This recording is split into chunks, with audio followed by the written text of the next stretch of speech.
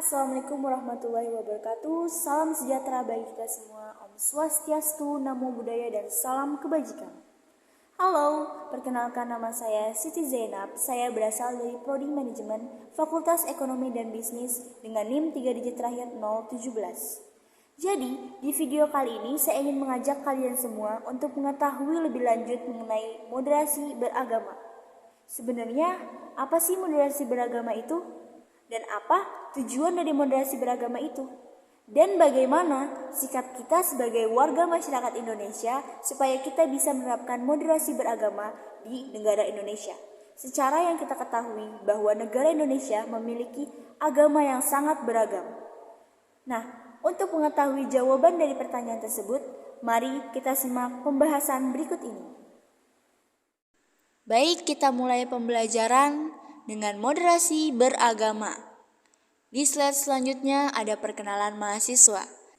Kita lanjut ke slide selanjutnya, ada pembahasan moderasi beragama. Kita lanjut ke slide selanjutnya, yaitu pendahuluan. Di pembahasan pendahuluan ini saya mengambil materi mengenai keberagaman agama di Indonesia. Seperti yang kita ketahui bahwa Indonesia merupakan salah satu negara yang sangat beragam agama di dunia. Terdapat 6 agama yang diakui secara resmi di Indonesia. Berdasarkan data Kementerian Agama Republik Indonesia tahun 2022, jumlah penduduk menurut agama dapat dianalisis sebagai berikut. Jadi ini adalah gambar dari jumlah penduduk menurut agama dari Satuan Data Kementerian Agama Republik Indonesia per tahun 2022. Kita lanjut ke gambaran umum. Tapi sebelum kita mengetahui tentang pengertian moderasi beragama, kita harus tahu dulu nih, apa sih sebenarnya pengertian moderasi itu? Moderasi adalah jalan tengah yang menengahi. Maksudnya apa? Jadi maksudnya di sini itu moderasi adalah orang yang adil. Dia tidak memihak antara satu dengan yang lainnya. Di sini dapat diketahui bahwa moderasi beragama berarti sebuah cara pandang, sikap, dan perilaku dalam mengamalkan ajaran agama yang berada di posisi tengah, adil, seimbang, tidak berlebih-lebihan dalam beragama, dan tidak ekstrim. Kita lanjut, di sini ada contoh sikap ekstrim dalam beragama. Jadi di sini saya juga menjelaskan tentang contoh sikap ekstrim dalam beragama. Di sini saya ngambil 3 poin, yaitu yang pertama, misalnya ada seseorang yang menyantap makanan atau meneguk minuman yang jelas-jelas haram menurut ajaran agamanya.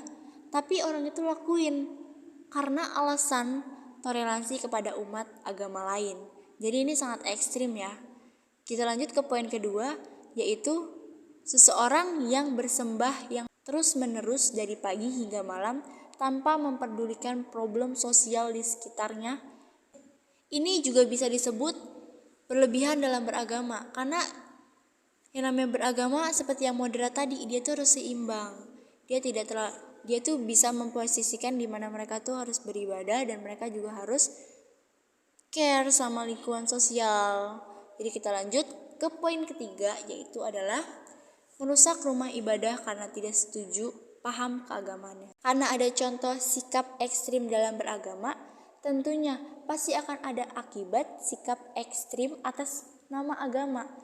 Jadi dari contoh yang kita sebutkan sebelumnya, itu kan mengatasnamakan agama, dan di sini tuh juga pasti ada akibatnya. Dan akibatnya itu apa aja? Yang pertama itu ada intoleransi. Kita tuh tidak ada rasa saling menghargai satu sama lain. Terus pasti akan timbul konflik. Timbul konflik bisa menjadikan kita saling membenci satu sama lain. Dan kita udah saling membenci, bisa jadi kita tuh bisa dapat akibat yang lebih lanjut, yaitu apa? Perperangan. Jadi itulah adalah akibat yang ekstrim atas nama agama. Sebenarnya dari moderasi beragama itu tujuannya apa sih untuk kita? Nah, di sini saya jelaskan bahwa tujuan dari moderasi beragama adalah untuk menciptakan harmoni. Pengertian di sini tuh berarti kita tuh saling mengerti satu sama lain. Kalau kita tuh emang beragam, kalau kita tuh berada di negara Indonesia yang memiliki agama yang sangat beragam, kita saling mengerti. Itu tujuan moderasi beragama, dan juga kerjasama antar individu atau kelompok yang memiliki keyakinan agama yang berbeda. Kita lanjut mengenai pembahasan selanjutnya, yaitu sikap dalam moderasi beragama. Jadi, sikap apa sih yang harus dilakukan oleh masyarakat Indonesia dalam menanggapi moderasi beragama ini? Yaitu yang pertama dengan menghargai pendirian orang lain. Yang kedua, itu tidak memaksa penganut agama lain untuk mengikuti aturan agama kita. Seperti yang kita ketahui bahwa setiap agama memiliki aturannya masing-masing. Kita tidak boleh menyamaratakan aturan satu agama dengan agama lainnya. Itu adalah sikap moderasi yang baik dalam beragama. Yang selanjutnya adalah menghargai dan tidak mengganggu orang lain ketika beribadah. Selanjutnya, yaitu ada menjunjung tinggi nilai kemanusiaan. Dan yang terakhir, itu tidak merusak rumah ibadah agama lain. Baik, yang terakhir itu ada kesimpulan. Kesimpulannya, yaitu moderasi beragama adalah upaya mengembalikan pemahaman dan praktik beragama agar sesuai dengan esensinya, yakni untuk menjaga harkat martabat dan peradaban manusia, bukan sebaliknya. Agama tidak boleh digunakan untuk hal-hal yang justru merusak peradaban, sebab sejak diturunkannya agama pada hakikatnya ditunjukkan untuk membangun peradaban manusia itu sendiri. Baik, itu adalah terakhir dari pembahasan materi pada moderasi beragama. Terima kasih.